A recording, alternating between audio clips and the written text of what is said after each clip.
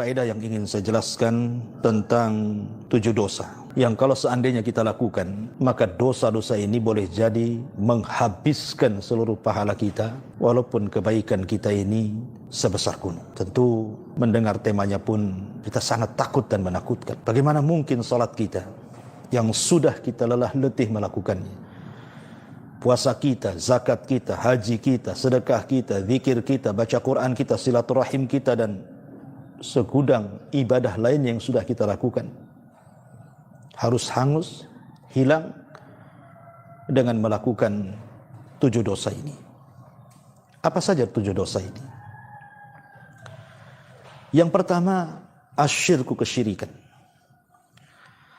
Di dalam Al-Quranul Karim Allah subhanahu wa ta'ala mengatakan dalam surah Al-An'am ayat 88, walau asyraku la habita anhum ma kanu ya'malu. Kalau seandainya mereka melakukan kesyirikan, maka akan hancur leburlah amalan mereka, akan habis amalan mereka. Dan Allah subhanahu wa ta'ala juga mengatakan dalam surah Az-Zumar ayat 65, la in asyrakta la yahbatanna amaluka wa la takunanna minal khasirin. Kalau engkau ya Muhammad melakukan kesyirikan, lihat bagaimana khitab di sini. Khitab ini diarahkan kepada Nabi SAW. Kalau engkau wahai Muhammad melakukan kesyirikan, la yahbatanna amaluka. Amal yang sudah kau kumpulkan itu akan hilang, hangus. Cukup sampai di sini? Tidak. Wala takunanna minal khasirin. Engkau akan termasuk orang-orang yang rugi. Kalau Nabi SAW saja bisa habis amalannya karena melakukan kesyirikan, dan tidak mungkin Nabi SAW melakukan kesyirikan, bagaimana mungkin kita sebagai umatnya? Kita tidak hendak bercerita di luar agama Islam, seperti Nasrani, Yahudi, Hindu, Buddha atau yang lainnya. Lakum dinukum waliyadin. Agama kalian, agama kalian. Kita tidak mungkin mengusik agama kalian, sebagaimana kalian juga tidak perlu mengusik agama kami. Masing-masing punya keyakinan. Tapi yang ingin saya katakan adalah lingkup yang dilakukan oleh orang-orang yang KTP-nya Muslim, zahirnya salat, puasa, zakat, haji, tapi sadar ataupun tidak, ternyata ibadah yang sudah kita lakukan tanpa sadar habis dan hangus karena kesyirikan yang kita lakukan.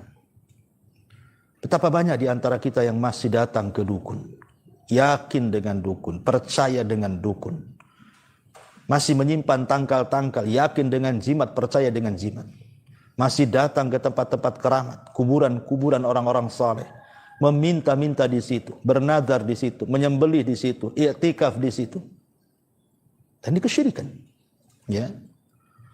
Ma'asyiral muslimin yang dimuliakan Allah Azza wa Jalla. Maka ini dosa pertama, dan ini yang paling bahaya. Kalau kita sampai melakukan kesyirikan, habis amalan kita. Kemudian yang kedua, murtad dari Islam. Orang yang murtad dari Islam akan menghabiskan semua amalan yang pernah dia lakukan saat dia menjadi seorang muslim. Walaupun saat dia menjadi muslim itu termasuk a'badun nas, manusia yang paling beribadah kepada Allah. Tidak pernah meninggalkan salat, puasa, zakat, haji, baca Quran, silaturahim, apalah sebutkan ibadahnya. Anggaplah dia orang yang paling kaya dengan pahala dalam Islam. Tapi satu langkah saja bergeser Anda dari Islam, masuk ke agama yang lain, maka percuma amalannya. Anda dinyatakan sebagaimana dalam firman Allah Subhanahu wa taala surah Ali Imran ayat 85 ataupun surah An-Nur ayat 39. Allah mengatakan walladzina kafaru a'maluhum kasarabim biqi'atin yahsabuhu dhama'u ma hatta idza ja'ahu lam yajidhu syai'a. Dan orang-orang kafir, amalan-amalan mereka adalah laksana fata morgana di tanah yang datar. Disangka oleh orang-orang yang dahaga haus itu sebagai air. Tetapi bila datangi air itu, dia tidak mendapatkan satu apapun yang ia cari. Bahkan Allah juga mengatakan dalam surah Al-Furqan ayat 23, wa qadimna ila ma 'amilu min amalin faja'alnahu haba'an manthura. Dan kami akan hadapkan segala amal mereka, lalu kami jadikan amal itu bagikan debu yang berterbangan tidak tersisa. La haula wala quwata illa billah. Lihat, orang kalau sudah beralih agama dari muslim ke kafir, habis amalannya, percuma. Oleh karena itulah maka ini saya nasihatkan kepada orang-orang yang murtad, baliklah kalian ke dalam Islam. Karena satu-satunya agama yang paling diridhoi oleh Allah hanyalah Islam. Inna ad-dina indallahil Islam. Dan Allah mengatakan, wa man yabtaghi ghairal islami dinan falan yuqbala minhu wa huwa fil akhirati minal khasirin. Barang siapa yang mencari agama selain agama Islam, maka sekali-kali tidak akan diterima agama itu, dan dia di akhirat termasuk orang-orang yang rugi. Kembalilah kepada agama yang benar, dan pasti diterima Allah Subhanahu wa taala. Karena saya dulu pernah memiliki teman, dan temannya ini memiliki teman orang yang murtad. Dia menikah dengan orang kaya yang beragama Nasrani. Mungkin karena tujuannya kekayaan, akhirnya kemudian dia pun masuk kepada agama Nasrani itu. Tiba-tiba dalam perjalanan rumah tangganya bercerai pula karena suaminya selingkuh. Akhirnya dia ingin kembali kepada Islam, tapi takut kalau seandainya Islam tidak menerimanya. Maka saya katakan, baliklah. Islam tetap menerima siapapun walaupun dia sudah bertobat. Bersyahadatlah kembali, masuklah kembali ke dalam Islam. Karena dosa sebesar apapun, hatta kesyirikan sekalipun, kalau kita datang menghadap Allah, kemudian kita betul-betul bertobat dengan taubatan nasuha, menyesal, tidak ingin mengulang, kemudian berjanji untuk istiqamah, kemudian diiringi dengan kebaikan, maka yakinlah Allah Subhanahu wa taala akan menerima taubat orang-orang yang murtad sekalipun. Ma'asyiral muslimin yang dimuliakan Allah Subhanahu wa taala, walaupun terjadi khilaf para ulama, apakah orang yang murtad kemudian tobat ke dalam Islam dia mulai dari nol kembali, ataukah dikembalikan lagi pahala yang sudah ia kerjakan sebelum murtadnya? Al-Imam Asy-Syafi'i rahimahullahu taala dan juga Imam Ahmad mengatakan, kalau dia kemudian balik lagi ke dalam Islam, maka pahala yang dulu akan dikembalikan. Karena Allah Subhanahu wa taala ketika menyebutkan hukum orang yang murtad itu dalam surah Al-Baqarah kalau tidak salah, itu diikatkan dengan kalimat kematian. Allah mengatakan, wa man yartad minkum an dinihi fayamut. Barang siapa yang murtad dari agamanya kemudian dia mati, wa huwa kafir, dalam kondisi kafir, fa ulaika habitat a'maluhum fid dunya wal akhirah wa ulaika ashabun nar hum fiha khalidun. Maka amalannya akan habis ludes di dunia dan di akhirat, dan di neraka mereka akan dikekalkan. Makna ayat ini ataupun makna mafhum mukhalafahnya, kebalikannya, barang siapa yang murtad dari kalian kemudian sebelum mati dia kembali ke dalam Islam, maka amal mereka tidak akan gugur baik di dunia ataupun di akhirat, dan dia tidak lagi termasuk penduduk neraka dan tidak akan dikekalkan di dalamnya kalau bertobat. Dari sinilah maka Imam Syafi'i dan Ahmad mengatakan amalannya akan dikembalikan, walaupun Abu Hanifah dan Imam Malik mengatakan tidak akan kembali dan dia mulai dari nol. Lihat bagaimana bahaya orang murtad ini. Ma'asyiral muslimin yang dimuliakan Allah Azza wa Jalla. Kemudian yang ketiga, yang tak kalah bahayanya juga bisa menghancurkan dan menggugurkan amalan kita adalah riya. Beramal karena manusia. Dia beramal karena manusia. Seperti orang yang dari kecil dia menghafal Quran, sampai remaja, sampai dewasa, sampai menjadi qari Al-Quran, tapi tujuannya hanya untuk dunia, popularitas, supaya orang memandang dia seorang qari internasional, qari yang sangat masyhur terkenal.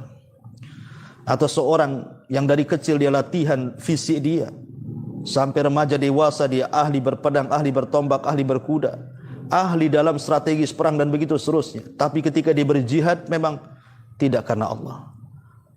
Dia hanya mencari popularitas saja. supaya manusia menganggap dia seorang pahlawan. Kalaupun dia mati syahid, dia akan dikenang kepahlawanannya. Atau boleh jadi orang yang dari kecil, remaja, dewasa mencari harta sampai lelah letih, sampai betul-betul kaya raya, kemudian dia menjadi orang yang paling dermawan, tapi tujuannya bukan karena Allah, supaya dapat pujian manusia. Nanti 3 orang ini akan datang menghadap Allah Subhanahu wa taala dan akan mengakui bahwa amalan-amalan itu dilakukan karena Allah Subhanahu wa taala, tapi Allah ingkari dan mengatakan kadzabtum, dusta kalian. Hei kalian orang yang berjihad, kalian mati syahid supaya orang menganggap engkau ini pahlawan, kadzabta, dusta kamu. Hei orang yang membaca Quran, mengajarkan Al-Quran, supaya manusia menganggap anda ini qari, Allah katakan kadzabtum, dusta kalian. Kalian itu supaya manusia memuji kalian, bukan karena Allah Subhanahu wa taala. Termasuk orang yang bersedekah, yang mengatakan karena Allah, Allah katakan kadzab, dusta kalian.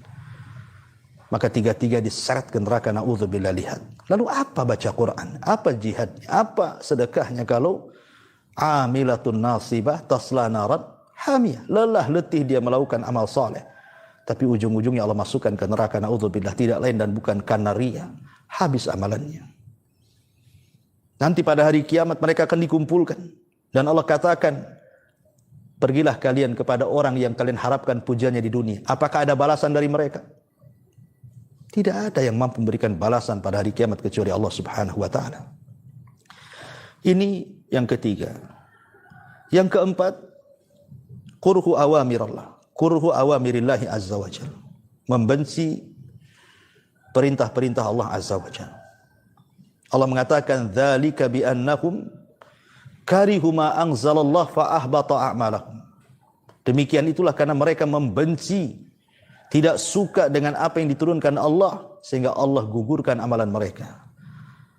Maka siapapun yang membenci syariat Allah, menuduh bahwa syariat waris itu tidak adil, menurut bahwa poligami itu mengungkung wanita, menuduh bahwa syariat salat itu hanya akal-akalan Muhammad saja.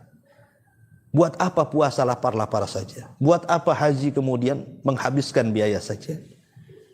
Apa itu janggut? Apa itu ini? Apa itu? Pokoknya dicela, tidak suka dengan perintah-perintah, bahkan kemudian melanggar larangan-larangan, maka habis amalan dia. Ma'asyiral muslimin yang dimuliakan Allah azza wa jalla. Oleh karena itulah maka jangan pernah mencela agama. Karena orang yang mencela agama ini, tidak suka dengan agama, diturunkan Al-Quran kepada orang yang seperti ini. Qul abillahi wa ayatihi wa rasulihi kuntum tastahzi'un. Apakah dengan Allah, dengan ayat-ayatnya, dengan Rasulnya kalian mengolok-olok mereka? Maka Allah katakan la ta'tadiru, jangan cari-cari alasan kalian. Qad kafartum ba'da imanikum, kalian sudah kufur setelah keimanan kalian, habis amalan kalian. Ma'asyiral muslimin yang dimuliakan Allah azza wa jalla, maka bahaya, jangan sampai membenci syariat Allah subhanahu wa ta'ala. Kemudian yang ke-5, at-ta'ali 'ala Allah.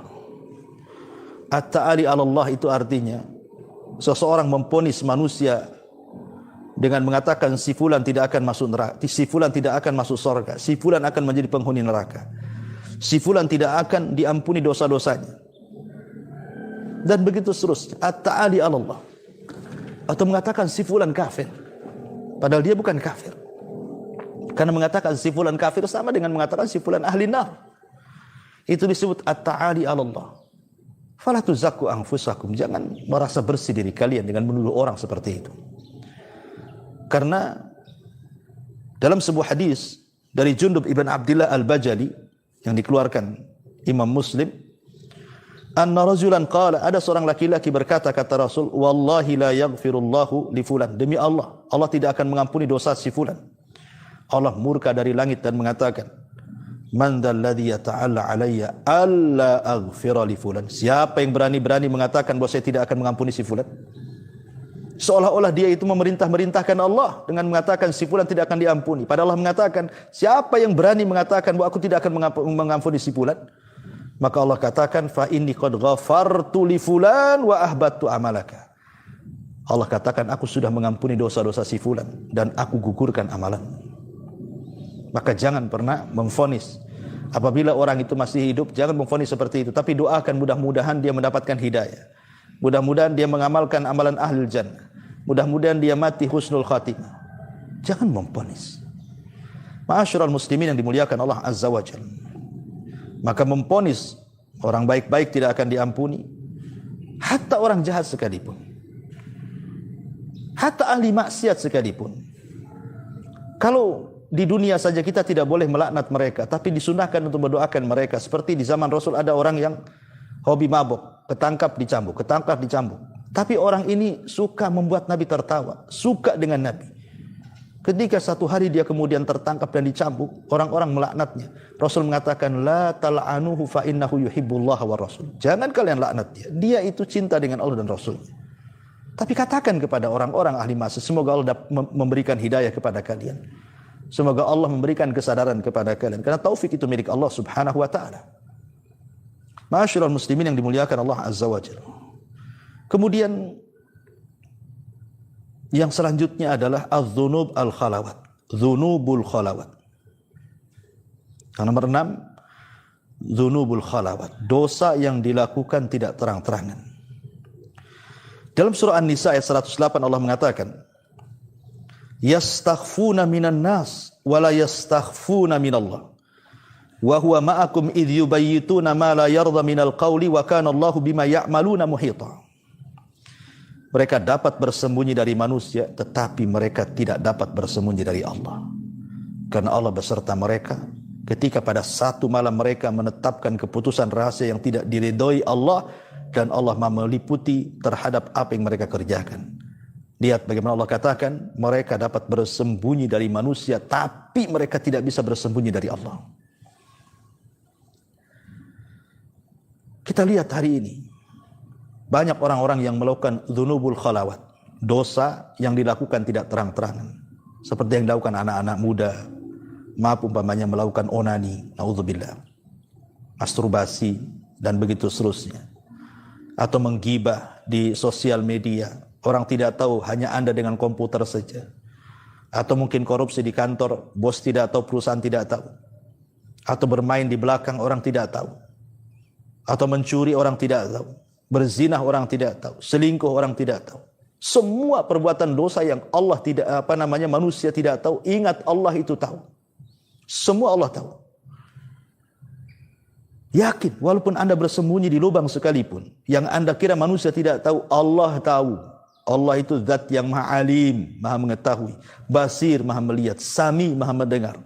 Anda tidak mungkin lari dari Allah subhanahu wa ta'ala. Seorang laki-laki datang kepada Ibrahim ibn Adham dan mengatakan, ya imam, izinkan aku untuk bermaksiat. Kata Ibrahim ibn Adham, silahkan asal engkau melakukan 5 perkara. Yang pertama, silahkan bermaksiat, tapi jangan tinggal di bumi Allah.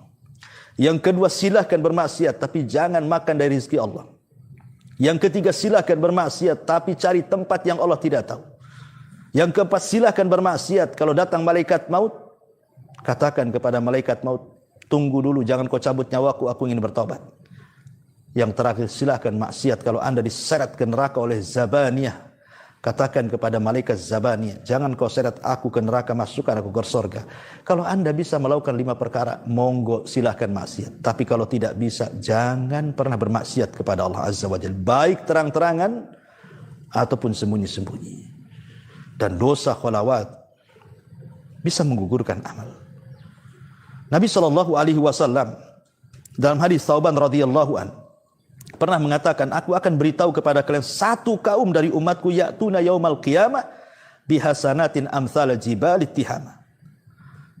Nanti akan datang satu kelompok di hadapan Allah, manusia-manusia pembawa pahala sebesar gunung-gunung Tihama yang sangat besar. Tetapi fayaj'aluhallahu haba'an mansura. Tapi tidak ada apa-apanya pahala itu. Allah buat debu yang bertebangan, tidak tersisa lagi. Kemudian Thauban mengatakan, ya Rasul, sifatkan mereka. Maka Rasul mengatakan, mereka sama dengan kalian, sama dengan kulit kalian. Tetapi kata Nabi SAW, mereka adalah sebuah kaum yang apabila khalau bimaharimillahin tahakuha, kalau mereka sembunyi-sembunyi, mereka melakukan kemaksiatan dan keharaman, bimaharimillah, melakukan hal-hal yang diharamkan, baik dosa besar ataupun dosa kecil. Dan mereka robek di hadapan Allah. Sementara manusia tidak tahu. Anda sedang melakukan dosa yang bersendirian Anda dengan Allah Subhanahu wa taala. Maka kata para ulama, supaya dosa kita tidak gugur gara-gara melakukan hal ini, maka kalau satu hari ini kita melakukan dosa yang tidak ada yang tahu kecuali kita dengan Allah, lakukan hal yang sama dengan kebaikan. Lakukan kebaikan yang tidak ada yang tahu kecuali kita kepada Allah. Seperti apa? Qiyamul lail, istighfar, sedekah, doa, baca Quran, dan begitu seterusnya. Lakukan. Dan orang tidak tahu, supaya mengimbangi maksiat yang kita lakukan dan orang tidak tahu, supaya jangan habis amalan kita di hadapan Allah Subhanahu wa taala. Ma'asyiral muslimin yang dimuliakan Allah Azza wa Jalla. Dan yang terakhir tentunya, yang tidak kalah juga bisa menghapuskan dosa adalah dosa kezaliman. Nabi SAW pernah bicara soal orang yang bangkrut pada hari kiamat. Kata Rasul apa? Atadruna mal muflisu hadhil ummah. Tahukah kalian siapa orang yang bangkrut di antara umat ini? Sahabat mengatakan orang yang tidak punya uang dinar, dirham. Kata Rasul bukan itu. Tapi orang yang datang nanti pada kiamat dengan segudang pahala solat, pahala puasa, pahala haji, dan pahala-pahala ibadah yang lainnya. Tapi dia juga membawa segudang dosa, pernah mencaci maki, pernah memukul, pernah menghina, pernah mengambil darah si fulan, dan begitu seterusnya. Nanti pada hari kiamat, orang yang zalim dan yang dizalimi akan dihadapkan oleh Allah. Kemudian orang yang dizalimi mengatakan, dulu kau pernah mencaci maki aku, kemarikan pahalamu. Akhirnya pahala dia dikuras oleh orang yang dizalimi. Ketika sudah habis, orang yang dizalimi masih banyak. Ketika ditanya mana pahalamu, dia mengatakan sudah habis. Enggak apa-apa. Nih dosaku ambil, dosaku ambil. Akhirnya kemudian pahalanya hilang, dosa orang pula dia tanggung. Itulah bangkrut namanya. Dalam dunia usaha, modal habis, utang orang pula belum terbayar. Itulah bangkrut. Maka jangan pernah melakukan kezaliman, karena ini bisa mengkikis semua pahala kita. Ma'asyiral muslimin yang dimuliakan Allah Subhanahu wa taala, saya tambah termasuk juga meninggalkan salat. Satu salat wajib atau tinggalkan, maka habis amalan kita. Kata Nabi sallallahu alaihi wasallam, man taraka salatal asri habita amaluhu. Siapa yang meninggalkan salat asar, habis amalannya. Walaupun demikian, ma'asyiral muslimin yang dimuliakan Allah Subhanahu wa taala, akidah ahli sunnah bahwa orang yang melakukan dosa itu tidak semua amalan ini habis, kecuali kekufuran. Kalau kufur, musyrik, keluar dari Islam, ya habis pahalanya. Tapi kalau dia melakukan dosa-dosa seperti zalim, riya, atau apa yang lainnya, selama dia tidak keluar dari Islam, tetap dia muslim. Artinya masih adalah kesempatan dia masuk ke dalam surga. Artinya kalau masih ada kesempatan masuk surga, berarti masih ada pahala yang tersisa. Tidak semua amalannya hapus. Tapi walaupun demikian, apakah kemudian kita mengharap kita masuk surga tapi tetap mengamalkan dosa-dosa yang banyak menghapuskan amal kebaikan? Sudikah Anda berada di neraka bertahun-tahun, berpuluh-puluh tahun, entah berapa lamanya Anda tinggal di situ, walaupun ujung-ujungnya masuk surga umpamanya? Dengan api dunia saja kita letakkan nih jari, siapa yang sanggup untuk bertahan dengan api yang ada depan kita itu? Jari kita tidak akan sanggup 5 menit diletakkan di api itu. Apalagi seluruh badan kita dimasukkan ke neraka. Sanggup Anda melakukan seperti itu? Ma'asyiral muslimin yang dimuliakan Allah Subhanahu wa taala, dari sinilah maka hindarilah dosa-dosa yang bisa menghapuskan banyak amal, atau dosa yang bukan hanya banyak amal hilang, tapi semua amalannya tidak akan dianggap seperti dosa, kesyirikan, kekufuran, murtad, dan begitu seterusnya. Wallahu a'lam bishawab. Subhanaka wa bihamdika, asyhadu an la ilaha illa anta, astaghfiruka wa atubu ilaik. Allahu ta'ala alam. Assalamualaikum warahmatullahi wabarakatuh.